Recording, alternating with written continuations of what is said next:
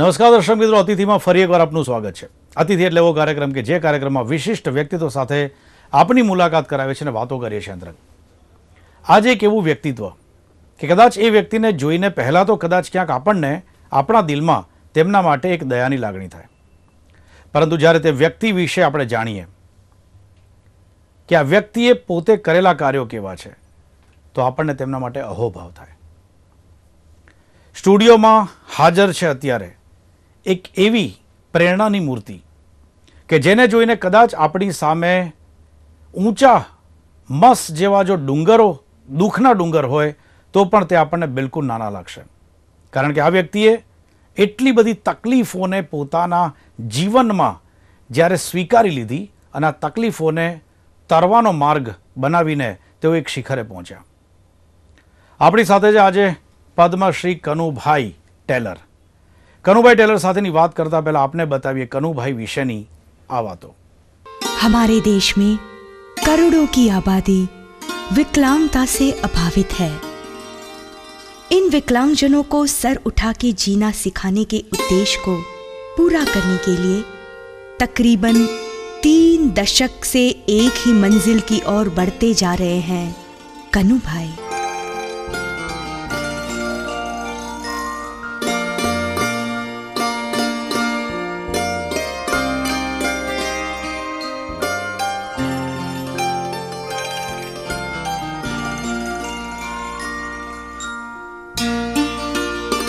वे अपनी मंजिल में बढ़े जा रहे हैं और पीछे कुछ ऐसे कारनामे छोड़ते जा रहे हैं कि उसकी गूंज दुनिया भर में सुनाई देती है.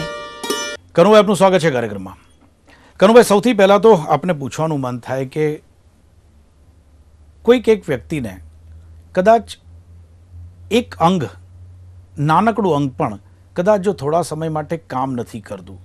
હું સીધો જ એક્ઝામ્પલ આપું કે કદાચ એક હાથ છે સતત એ જ પોઝિશનમાં હું રાખ્યો છે કે એક પગ છે એક જ પોઝિશનમાં રાખ્યો છે અને ખાલી ચડી જાય છે, અને એક હાથ અથવા તો આટલો પંજાનો ભાગ એ પણ ખાલી ચડી જવાના કારણે જો કદાચ 30 સેકન્ડ માટે, 40 સેકન્ડ માટે જો બરાબર કામ નથી કરતો તો વ્યક્તિ ટેન્શનમાં આવી જાય છે, પરસેવો વળી જાય છે, એને ઘણા બધા વિચારો આવે છે. તેની સામે આપને 2 પગ, કહી શકાય કે કમરથી નીચેનો ભાગ બિલકુલ પોલિયોગ્રસ્ત અને સતત જન્મથી લઈને અત્યાર સુધી 1956માં જન્મ થયો ત્યારથી અત્યાર સુધી આવી વિકલાંગતાને નહીં કહું, હું આને કહીશ કે કદાચ કુદરતે અલગ કામ માટે કંઈક વિશેષ એક મિશન સાથે જ કદાચ આ એક આપને આ શ્રાપની પણ આ એક વરદાન ગણો છો ને આપ?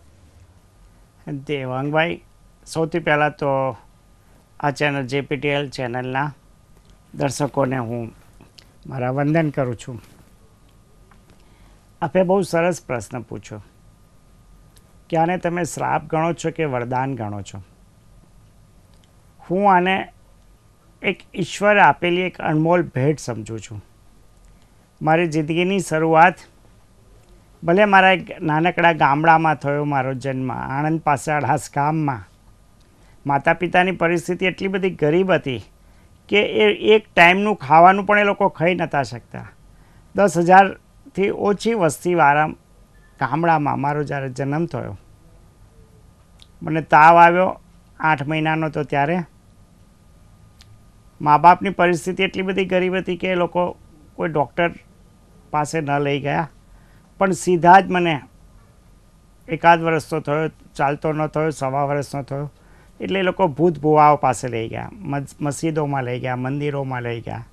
કોઈએ કીધું માતાજીનો રથ ફરી વળ્યો છે, કોઈએ કીધું એને ગયા જન્મની ગ્રહણના નિમિત્તે એને ક્યાડ ભાગી ગઈ છે, કોઈએ કીધું એને ભૂત ભુવા કરાવો. મા બાપની પરિસ્થિતિ બહુ ગરીબ હતી. 1.5 વર્ષે જ્યારે મને એમને આણંદ હોસ્પિટલમાં લઈ ગયા ત્યારે ખબર પડી કે 6 મહિનાની ઉંમર હતી ત્યાં તાવ આવ્યો અને ગામડાના ડૉક્ટરે કંઈ ઇન્જેક્શન મૂકી દીધું. એટલે ડૉક્ટરે કીધું કે એને તાવ ગતો રહ્યો છે, પણ સાથે એના આ જીવન, એના બંને પગો પણ લઈ ગયા છે, એને પોલિયો થઈ ગયો છે. ગામડાના લોકો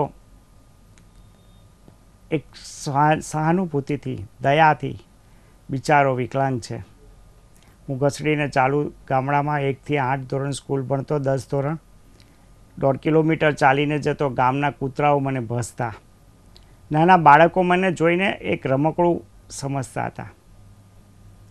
સ્કૂલમાં મારી તબિયત બગડી ગઈ હોય, વોમિટિંગ થઈ હોય, કંઈ થયું હોય, તો મારી મા અને મારા દાદા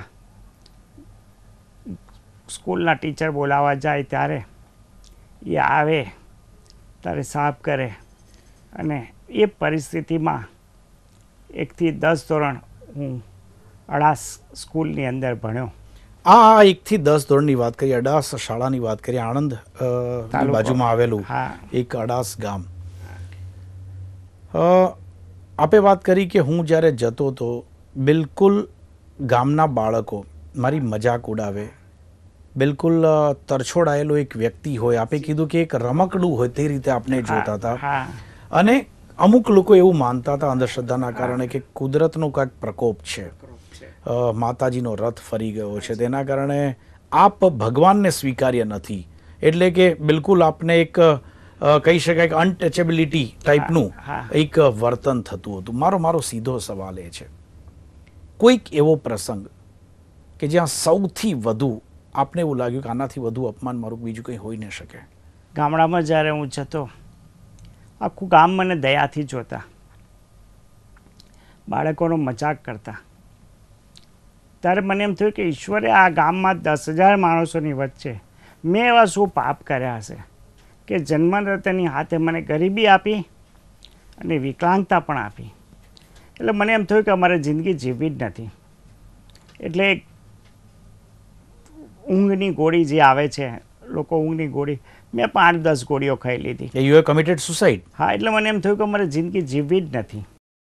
જિંદગી અત્યારે તો મારા મા બાપ છે, ભલે ગરીબ છે, 2 ટાઈમ ખાવા આપે છે, પણ એ નહીં હોય તો મારું શું થશે? એટલે મારે જિંદગી જીવી નથી. એટલે મને એમ થયું કે મારે આ ઘેરની ગોળી કરીને કાયમ માટે સૂઈ જવું. 1.5 દિવસ પછી હું જ્યારે જાગ્યો ત્યારે મને અંદર એમ ફિલિંગ થયું કે ઈશ્વરને મંજૂર છે એ તું સ્વીકારી લે ને. જો જવાનો તો 1.5 દિવસમાં તું ઉપર પહોંચી જાત, પણ તું જ્યારે ઉપરથી પાછો જ આવ્યો છું તો આ તારી જિંદગી છે, જિંદગી તું જીવવા માંડ. જિંદગી જીવવા જેવી છે. ભલે ઈશ્વરે કંઈ મુશ્કેલી આપી છે, એ આપણા શાસ્ત્રો પ્રમાણે માનીએ તો કર્મોની સજા છે, પણ જિંદગી જીવવી એ આપણી પોતાની જિંદગી છે. તો તું જિંદગી જીવી લે. એ સંકલ્પ સાથે મેં જિંદગીની શરૂઆત કરી. કનુભાઈ, જિંદગીની શરૂઆત કરી. એક સમય એવો હતો કે જ્યારે લાગ્યું કે આ જિંદગી મને જ કેમ આવી જિંદગી આપી, અને આવા વિચારને લઈને આપે સુસાઇડ કમિટ કર્યું, આપે આપઘાતનો પ્રયાસ કર્યો. 1.5 દિવસ બાદ જ્યારે આપ જે કહી શકાય કે ભાનમાં આવે ને ત્યારે આપને લાગ્યું કે હવે જો ભગવાને મને અહીંયા રોકાવાનું કીધું છે તો હવે હું કંઈક પ્રૂવ કરી જાઉં. પરંતુ આ તકલીફથી બિલકુલ વિપરીત એક તરફ ભાંગી ગયેલા કનુભાઈ અને એની સામે વિકલાંગોને પોતાના હક મળે તેના માટેનું કરેલું 11 દિવસનું ઉપવાસ આંદોલન. આપની વાત બિલકુલ સાચી છે. હું SSC પાસ થયા પછી મને એમ થયું કે મારે કંઈક ભણવું છે. મારા મા બાપે કીધું કે ભાઈ ભણવાની પરિસ્થિતિ, અમે તો પાનનો ગલ્લો તને કરી આપીશું ગામમાં, કોલેજ સારથી અમારાથી ખર્ચો નહીં થાય. પણ હું Ahmedabad Sajanand arts and commerce કોલેજમાં મેં એડમિશન લીધું. તો મને રહેવાનું ક્યાં મળે? તો અમદાવાદમાં નજીકમાં અપંગ માનવ મંડળ નામની એક સંસ્થા હતી. ત્યાંના ટ્રસ્ટી સુનંદાબેનને કહીને હું મળ્યો કે હું સવારે 7 વાગ્યાથી 11 વાગ્યા સુધી હું કોલેજ કરીશ અને 11 થી 5 હું અપંગ માનવ મંડળમાં એક શિક્ષક તરીકેની હું સેવા બજાવીશ. મને એના બદલામાં કશું જોઈએ નહીં. તમે મને રાખો અને મને 2 ટાઈમનું જમવાનું આપો. સુનંદાબેન બહુ દયાળુ હતા, એટલે એમને તરત જ મને એડમિશન આપી દીધું. મેં અમદાવાદમાં ઘણા બધા વિકલાંગ છોકરીઓ બહેનોને જોઈ અને મને એમ થયું કે આ વિકલાંગ દીકરીઓ, ઈશ્વરનો તો મારા પર કેટલું વરદાન કહેવાય કે મને એક પુરુષ બનાવ્યો છે. તો મારે આ વિકલાંગ બહેનો માટે, વિકલાંગ ભાઈઓ માટે મારે કંઈક કરવું જોઈએ. કોલેજનો એક નાનકડો પ્રસંગ કહી દઉં. હું કોલેજમાં દાખલ થયો ને ત્રીજા જ દાડે પ્રિન્સિપાલ CL શાસ્ત્રી સાહેબે મને બોલાવીને કહ્યું કે તું ખાખીની પેન્ટ ચડ્ડી પહેરીને આવ્યો છું અને બુસ્કોટ પહેરીને આવ્યો છું, આ કોલેજમાં ચડ્ડીવાળાને ચાલે નહીં, તું પેન્ટ લઈ આવ. પેન્ટ હશે તો જ તને હું ભણવા દઈશ, નહીં તો હું તને પેન્ટ વગર તું આવીશ ચડ્ડી પહેરીને તો હું કોલેજ નહીં રાખું તને. મેં સાહેબને કીધું મારી પાસે મારા મા બાપની પરિસ્થિતિ એવી નથી કે મને એક સારું પેન્ટ લઈ આપે, તો એમ કર તું સાંજે મારે ઘેર આવજે.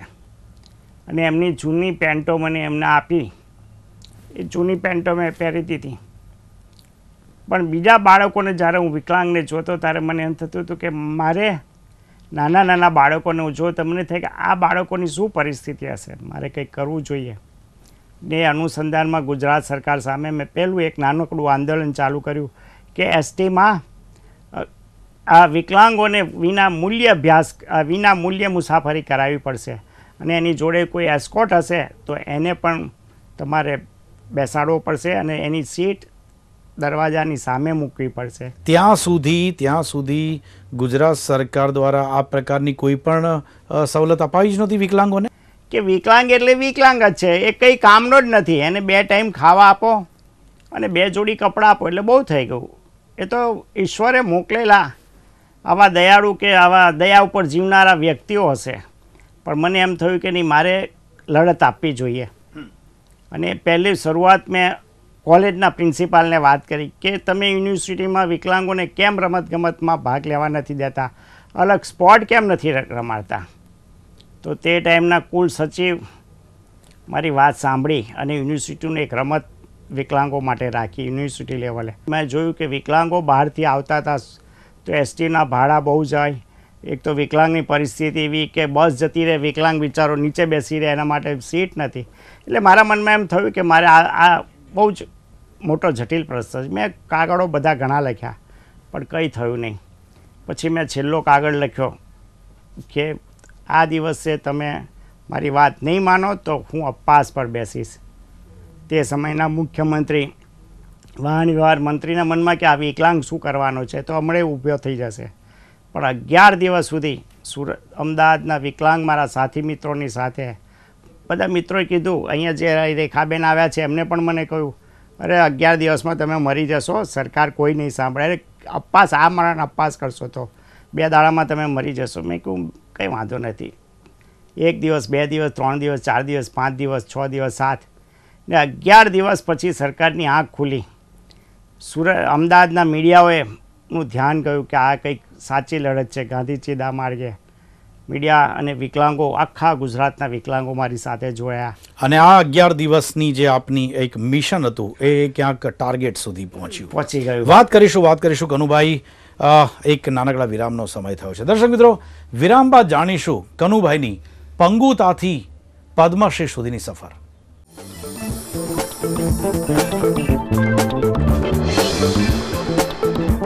વિરામ બાદ ફરી એકવાર સ્વાગત છે આપનું કાર્યક્રમ અતિથિમાં. પંગુતા આ શબ્દ ભલે સાહિત્યિક રીતે બહુ સરસ બોલાતો હોય, પંગુતા, પરંતુ ક્યાંક નજર તો એક એવી જ હોય છે કે આપે જેમ પહેલા કીધું કે આ શું કામનું. આવા વ્યક્તિઓને જ્યારે સમાજમાં સ્વીકાર્ય નથી બનતા ત્યારે પંગુતાથી પદ્મશ્રીની વાતો કરતા પહેલા વચ્ચે પ્રભુતામાં પગલાંની વાત કરીએ. બહુ સરસ તમારો પ્રશ્ન છે. હું જ્યારે સુરત ગયો 1985માં તો મને એમ થયું કે મારે નોકરી કરવી નથી, મારે કંઈક કરવું છે. તો સુરતની ઝૂંપડપટ્ટીમાં મેં એક વિકલાંગ બંધુ પ્રિન્ટિંગ પ્રેસની સ્થાપના કરી. ઓકે, કયા વર્ષની વાત છે? 1985. ઓકે, 85માં કે મેં વિચાર કર્યું કે બધા સારા કારીગરો તો બધા બહુ ગાંઠશે નહીં મને, સુરત જેવા શહેરમાં ઝૂંપડપટ્ટીમાં કોઈ મદદ નહીં કરે. તો મેં એક કમ્પોઝ વાળો એક વિકલાંગને શોધી કાઢ્યો કે કમ્પોઝ કરે. એક માણસ મશીન ચલાવે, એક વિકલાંગ ટેલિફોન ઓપરેટર તરીકે. તો હવે 4-5 વિકલાંગો મારી સાથે મેં ભેગા કર્યા. એ લોકોને કીધું કે આપણે એકબીજાની સાથે રહીને જે કમાઈએ એ આપણે સરખા ભાગે વહેંચી લેવાનું. તો બધાએ હા પાડી. તો એમાં ઓપરેટર તરીકે જેના બંને હાથ નથી એવા હંસાબેન પટેલ એ પણ આવતા હતા. કારણ કે એના ફાધર નાનપણથી જ એક્સપાયર થઈ ગયેલા. એની પણ પરિસ્થિતિ બહુ નાજુક હતી. તો એ સાથે પ્રિન્ટિંગ પ્રેસમાં બેસે. તો એક દિવસ મારા મેનેજરે મને કહ્યું, એક આંખે એ અંધ હતા, પૂજાભાઈ કરીને. તો એને કીધું કે સાહેબ, તમે આપણે બહારનું ખાઈએ છીએ રોજ, તમે ચા પીવો બહારની ને ભજીયા ખાઓ છો અને એ રીતે દિવસ જાય છે. એના કરતાં હંસાબેન સાથે તમે લગ્ન કરી લો ને. એટલે મેં કીધું કે પૂજાભાઈ, મારે તો બંને પગ નથી, એના બંને હાથ નથી, તો અમે લગ્ન કરીને પછી કેટલો પ્રોબ્લેમ થશે. આ તો વિચારવા જેવું છે. કાલ ઉઠીને કંઈ બાળક થાય તો કોણ એને મોટું કરશે? પણ કે તમે પૂછો તો ખરા હંસાબેનને.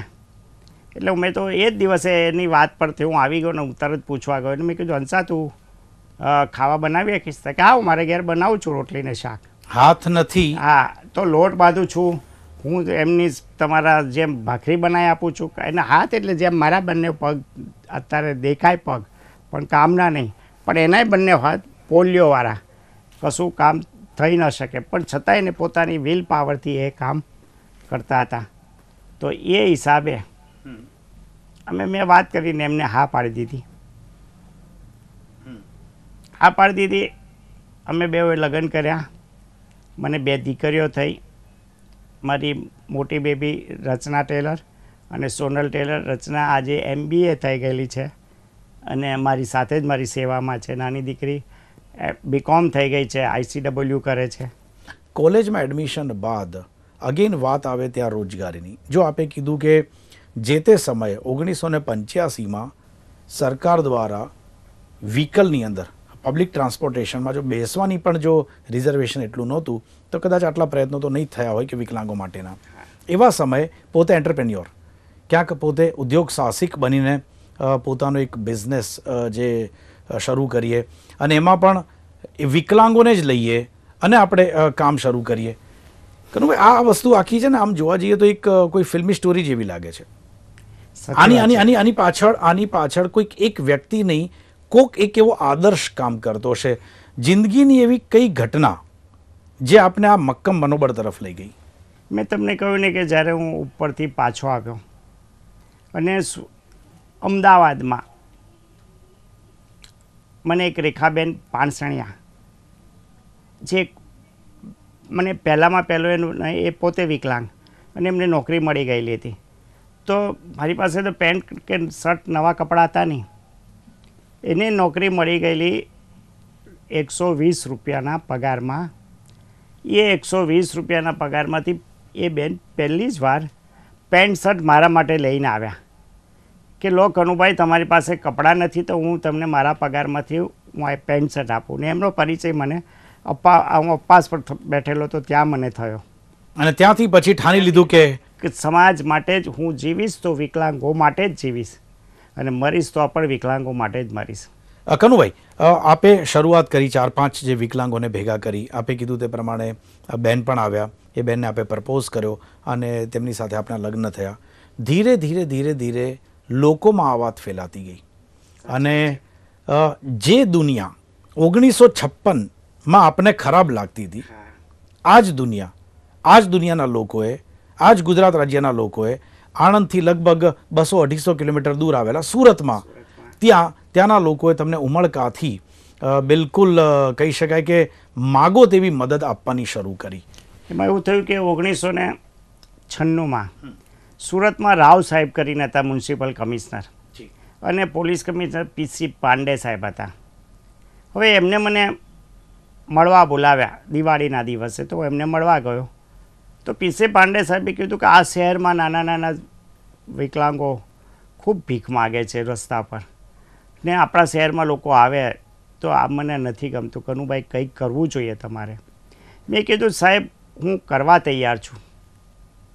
સુરત શહેરમાં મેં ઝુંપડપટ્ટીમાં બાપુનગર અને બીજા વિસ્તારમાં મેં સર્વે કરેલો તે ટાઈમે તો 1280 નાના નાના વિકલાંગ બાળકો મને મળેલા. 1991ની વાત કરું છું. મેં એમને લિસ્ટ આપ્યું તો કે તમે આના માટે કંઈક કરો ને. મેં કોઈ સાયકલ આપવાથી કામ નહીં પતે, 2 ટાઈમ ખાવાનું આપવાથી કામ નહીં પતે. એને તો કે શું કરીએ તો કે આની વિકલાંગતા દૂર થાય. મેં એમને કહ્યું કે એની વિકલાંગતા દૂર કરવા માટે પહેલાં એને શિક્ષણ આપવું પડે. પછી એને તાલીમ આપવી પડે અને પછી જ એનું પુનઃસ્થાપન થાય. જો વિકલાંગતા દૂર કરવી હોય તો એને પહેલાંમાં પહેલું શિક્ષણ આપો. તો એમને રાવ સાહેબને બોલાવ્યા કે કનુભાઈનો આ કામમાં આપણે મદદ કરીએ. રાવ સાહેબે કીધું હું એક પણ પૈસો મદદ નહીં કરું, 4-5 રૂમ એમને જોઈતા હોય તો હું આપી દઉં, કોઈ તૂટી ફૂટી નગર પ્રાથમિક શિક્ષણ સમિતિની કોઈ સ્કૂલના ઓરડા આપી દઉં. રાવ સાહેબ કે તમે કંઈ કરો. મેં કીધું સાહેબ મેં સ્વપ્ન જોયું છે, ખુલ્લી આંખે મેં સ્વપ્ન જોયું છે કે હું જિંદગીમાં આ કામ કરવાનો છું, પણ આજે મારી પાસે 475 રૂપિયા ડિસેબલ વેલફેર ટ્રસ્ટમાં છે, એનાથી વધારે ફંડ નથી. આમાં મને ભણાવવા ટીચરોનો પગાર આપવો પડે, બાળકોને લાવવા પડે, આ કેવી રીતે હું કરી શકું? એમને કીધું કે કંઈ વાંધો નહીં. મેં 4 બાળકોથી 1/7/97ના રોજ વિકલાંગ બાળકોની સ્કૂલ અંબાનગરમાં ચાલુ કરી. પોલીસ કમિશનર 51,000 રૂપિયા પાવડાયા. શહેરના પ્રતિષ્ઠિત વ્યક્તિઓ આવવા માંડ્યા. એક જ વર્ષની અંદર 113 વિકલાંગ બાળકો અંદર એડમિશન લીધું અને 2000માં માન્ય મુખ્યમંત્રી નરેન્દ્ર મોદી સાહેબ શપથવિધિ થઈ ત્યારે હું એ શપથવિધિમાં હું જોવા ગયો કે નવા મુખ્યમંત્રી કેવા છે. તો લગભગ 50,000 કે લાખ માણસની મેદનીમાં એમને મારી પર નજર પડી કે એક વિકલાંગ માણસ અહીંયા કેવી રીતે શપથવિધિમાં આવ્યો છે. એ શોધતા શોધતા મને મળ્યા અને મને કે તમે શું કરો છો? એમને એમ કે હું કંઈક સારી જગ્યા ઉપર એટલે મેં કહ્યું હું તો કંઈ કરતો નથી સાહેબ, મારો એક પ્રિન્ટિંગ પ્રેસ છે અને હું આ વિકલાંગ બાળકોની સ્કૂલ ચલાવું છું. તો કે ક્યાં? મેં કહ્યું સુરત. તો કે શું મળે? મેં કહ્યું સાહેબ કોઈ મુખ્યમંત્રી થઈને કોઈ વિકલાંગને ત્યાં થોડા આવે, કોઈ આવે ખરું? મેં કીધું. એટલે એમને મને ત્યારે વચન આપ્યું કે હું આજે શપથવિધિ લઉં છું કે જેવો સુરત આવીશ એવો હું તમારી સ્કૂલમાં આવીશ. એટલે મેં તે વખતે જ માન્ય મુખ્યમંત્રીને કહ્યું કે સાહેબ નેતાઓ તો વચનો આપે છે, એમ મને પણ એક ઈશ્વરે આટલું બધું મેં જિંદગીમાં હું ભોગવી રહ્યો છું, હું આટલો દુઃખી છું, તો તમે કેવી રીતે આવવાના મારે ત્યાં? મજાક ન કરો, ખોટા આશ્વાસન ના આપો. નેતાઓ આશ્વાસન આપે, તમે ના આપો. અરે કે હું કનુભાઈ તમને વચન આપું છું. અને જેવા સુરત આવ્યા એટલે એરપોર્ટ પરથી સીધી ગાડી વિકલાંગ બાળકોની સ્કૂલમાં આવી ગયા અને ત્યાં આવીને મને કે કનુભાઈ બોલો હું તમને શું મદદ કરું, તમારી શું ઈચ્છા છે? મેં કીધું વડોદરાથી લઈને મુંબઈ સુધીના વિસ્તારમાં સાહેબ એક પણ સરકારી વિકલાંગની સ્કૂલ નથી, એક પણ એનજીઓએ પણ કોઈ ચલાવતું નથી, આ બહુ કઠિન કામ છે. તો બોલો શું મદદ કરું? મેં કહ્યું કે મને નદી કિનારા ઉપર કોઈ સારી જગ્યા ઉપર મને વિકલાંગોની સ્કૂલ બનાવી છે, જગ્યા મળે તો. તો કે માગો આજે તમે જે કહેશો એ કરીશ. જો તમે જમીન આપતા હોય તો બિલ્ડિંગ હું બનાવી આપું, અને જો હું તમને જગ્યા આપું તો બધું તમારે ચલાવવું પડશે. મેં કહ્યું કે 1 મિનિટમાં જવાબ આપો મને. એટલે મેં કીધું સાહેબ મને જગ્યા આપો. અને માન્ય મુખ્યમંત્રીની સંવેદનાનું હૃદય હતું, ભરેલા હૃદયે એમને જાહેરમાં કીધું કે હું તમને જગ્યા અપાવીશ. અને આ જગ્યા આવીને ત્યાંથી આજે આખું સંકુલ બન્યું છે તે બન્યું. નાઉ કમ ટુ ધેટ પોઈન્ટ કે લાઈફનો એક એવો એક દિવસ, એવી ક્ષણ, એવો પ્રસંગ થઈ ગયો કે જેના માટે લોકો તરસતા હોય છે. પદ્મશ્રી એવોર્ડ. પદ્મશ્રી એવોર્ડ જ્યારે આપને પ્રાપ્ત થયો, જ્યારે આપને જાણ થઈ, મારે મોમેન્ટ યાદ કરાવી છે. હું તમને શું કહું, પદ્મશ્રી એવોર્ડ માટે મેં કોઈ જાતનું એ કંઈ કર્યું નહોતું, પણ ગુજરાત સરકારે મારા નામની ભલામણ કરી હશે. અને યોગાનુયોગ 25મી જાન્યુઆરીએ મુખ્યમંત્રી સુરતમાં હતા. 5 વાગે એમને ખબર પડી કે કનુભાઈ ટેલરને પદ્મશ્રી એવોર્ડ જાહેર થયો. સીધા જ મારી પાસે આવી ગયા. મને એમ થયું કે કૃષ્ણ ભગવાન સુદામાને ત્યાં આવ્યા.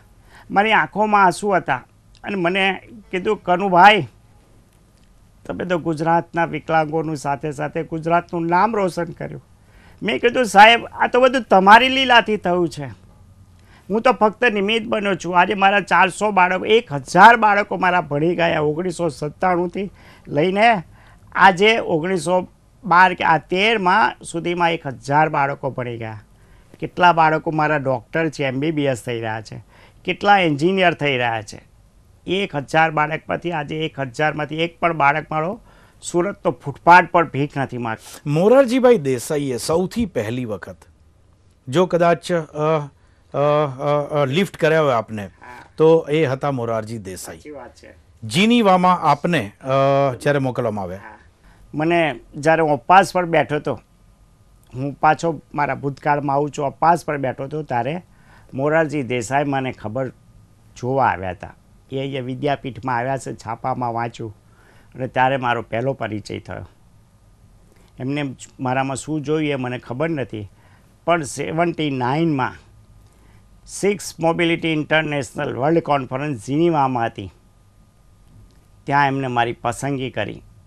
હું જીનીવા ગયો, પહેલી વાર વિમાનમાં બેઠો. મારા મા બાપ મોરારજી દેસાઈ કીધું કે હું તને એક ટિકિટ સિવાય બીજું કંઈ સરકાર આપશે નહીં, તારે તારી જાતે જ જવાનું છે.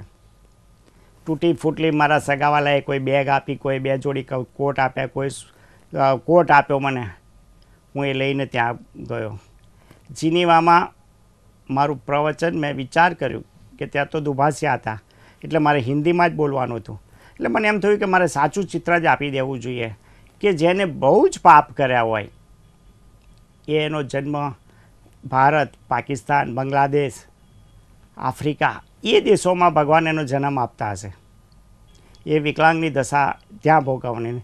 અને પછી મેં કહ્યું કે આ દેશમાં આવ્યા પછી મેં જોયું કે જેને બહુ જ પુણ્ય કર્યા હશે એવા વિકલાંગોનો જન્મ અમેરિકા, સ્વિટ્ઝરલેન્ડ, લંડન ત્યાં થતો હશે. અમારા દેશના વિકલાંગોની દશા એક ટાઈમ ખાવાનું પણ નથી મળતું. મારું પ્રવચન બહુ સ્પષ્ટ હતું. એટલે એ લોકોએ નિર્ણય કર્યો ઇન્ટરનેશનલ કોન્ફરન્સમાં કે ભારત સરકારને એની જાણ કરવી જોઈએ. અને એનો રિપોર્ટ હું જ્યારે દેશમાં આવ્યો ત્યારે ઇન્દિરા ગાંધી વડાપ્રધાન હતા, એ સુપૃત કર્યો. ત્યારે ઇન્દિરા ગાંધીએ ડિક્લેર કર્યું કે 1981નું વર્ષ આખું વર્ષ આંતરરાષ્ટ્રીય વિકલાંગ વર્ષ તરીકે ઉજવવામાં આવશે. એમાં ભારત પણ એમાં અગ્રફાળો આપશે. Thank you very much Kanubhai, thank you very much. ખૂબ ખૂબ આભાર આપનો. ખૂબ ખૂબ આભાર. Thank you. દર્શક મિત્રો, કનુભાઈની વાત અને એક બહુ સૂચક વાત તેમણે કરી કે જો અલગ વિષયો પર આપ પોતાના કેબિનેટમાં જો મિનિસ્ટર રાખી શકતા હો, નાનામાં નાની બાબત ઉપર ધ્યાન રાખી શકતા હો, તો 10 કરોડ કરતાં પણ વધુ જે વિકલાંગો છે તેના માટે ભારત દેશમાં એક એવી સ્પેશિયલ મિનિસ્ટ્રી ઊભી થવી જોઈએ, કે ખાતું ઊભું થવું જોઈએ જે સતત ચિંતા કરે વિકલાંગોની. પોતાનું દુઃખ પણ પ્રગટ કર્યું કે ક્યાંક સમાજ પણ અસંવેદનશીલ છે. લોકો તેમને ફક્ત દયાની અથવા તો ઘૃણાની ભાવથી જુએ છે, પરંતુ તેઓ ઈચ્છી રહ્યા છે કે કદાચ પૈસાની જરૂર નથી, પરંતુ ભાતૃભાવ. બહુ સુપર, એક બહુ સારો શબ્દ તેમણે આપ્યો કે એક ભાતૃભાવની અપેક્ષા દરેક વિકલાંગો રાખે છે. કનુભાઈ પોતે તો આ બધી જ અલગ વિટંબણાઓમાંથી, અલગ વિષમ પરિસ્થિતિઓમાંથી તેઓ પાર પાડીને એક લેવલ સુધી પહોંચી ગયા.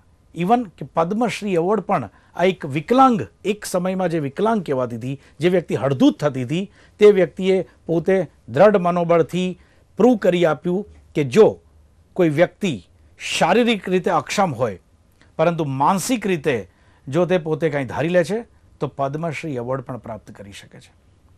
આશા રાખીએ કે કનુભાઈએ જેટલા પણ વિચારો મૂક્યા છે, તેમના જે દુઃખ છે, દર્દ છે, વેદના છે, તે કદાચ આપ સુધી પહોંચે અને ક્યાંક આપણે બધા પોતાનામાં કંઈક બદલાવ લાવીએ. Thank you very much again. ફરી મળીશું નેક્સ્ટ એપિસોડમાં એક નવા અતિથિ સાથે. ત્યાં સુધી રજા આપશો. નમસ્કાર.